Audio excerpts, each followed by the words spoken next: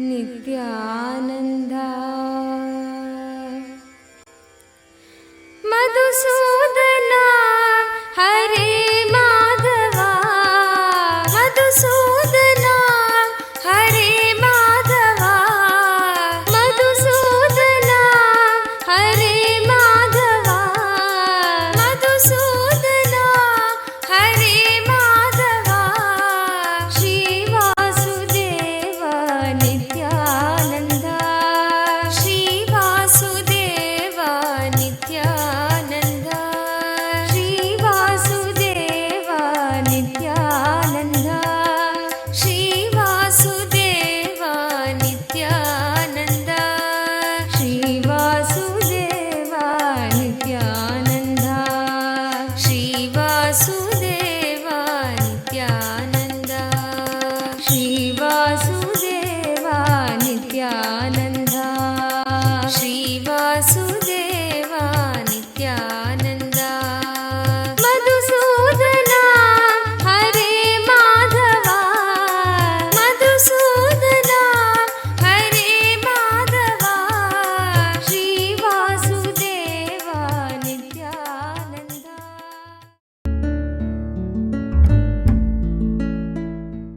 Before coming to Gurukul, I attended engineers in Haridwar.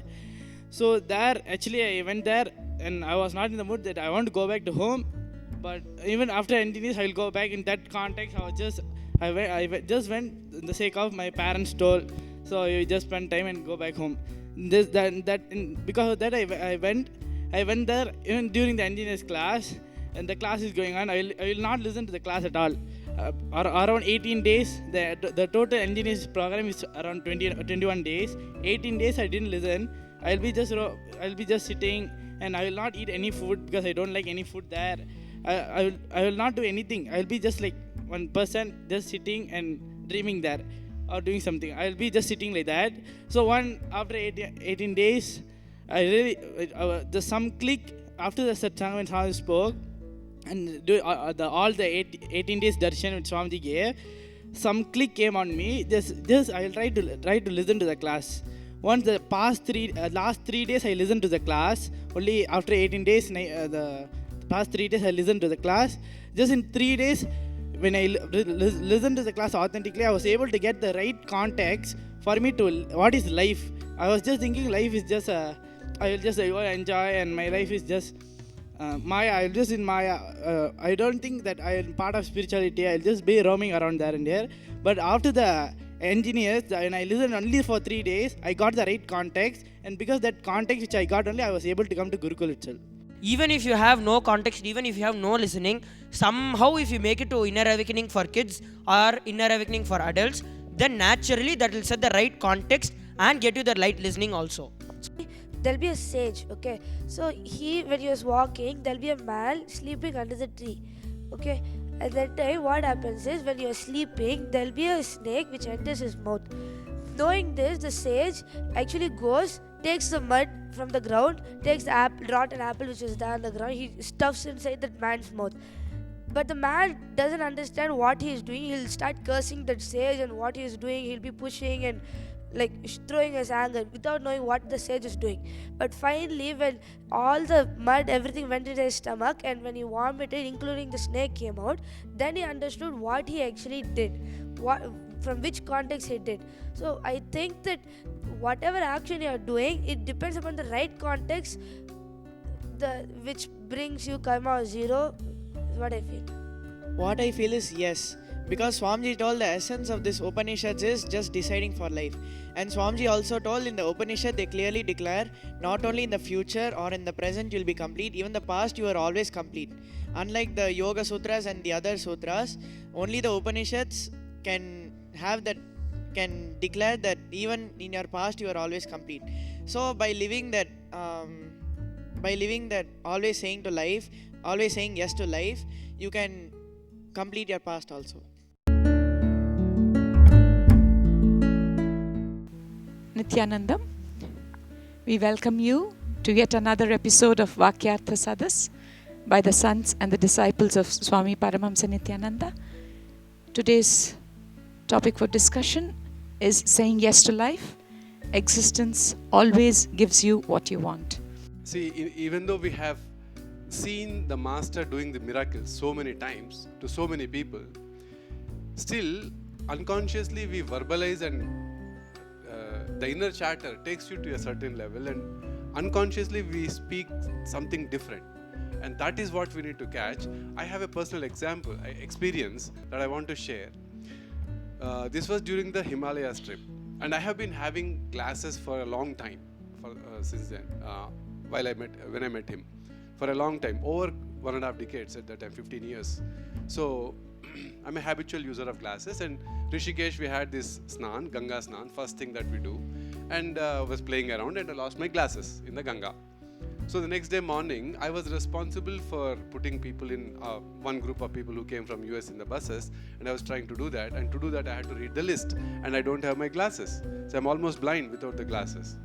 I was trying to read the list. We were sitting in that ashram in Rishikesh, and we were having breakfast, and I was at the far end of the courtyard, and Swamiji was playfully, like he indulges himself, he was serving breakfast to people. He was serving some upma or something with a ladle.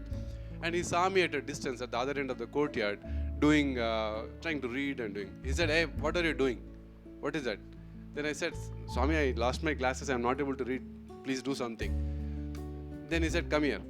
I went near, and he took the ladle he was serving the upma with and gave one bonk on my head.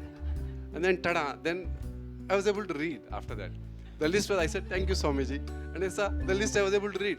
Not only that list, but also I'm not so good at reading the Devanagari Lipi. There you get the Hindi newspaper. During the next 6 hours of the bus journey, I did my complete business of allocating, helping people and all that. That work is done. After that, I was even able to read the newspaper so well. I'm not very familiar with the Hindi Lipi, the Devanagari Lipi, but I'm able to do it. All that went on well. Then we went to one place, the next place, Srinagar or one place we went. As soon as we reached that place, I got a thought, oh, I can buy a new pair of glasses here. The moment I thought I can buy a new pair of glasses, I was not able to read again. Just it disappeared. Again, when I went to the doctor again, the sight was so and so. He quickly measured it and did it. It's a miracle in getting it done very quickly. Uttarkashi, actually. But that 6-hour period was a miracle period for me. Very clearly, when I asked for help, I got it. And then when I cognized, okay, I need glasses, I got the need for the glasses. So, near to Swamiji, whatever you want gets accentuated.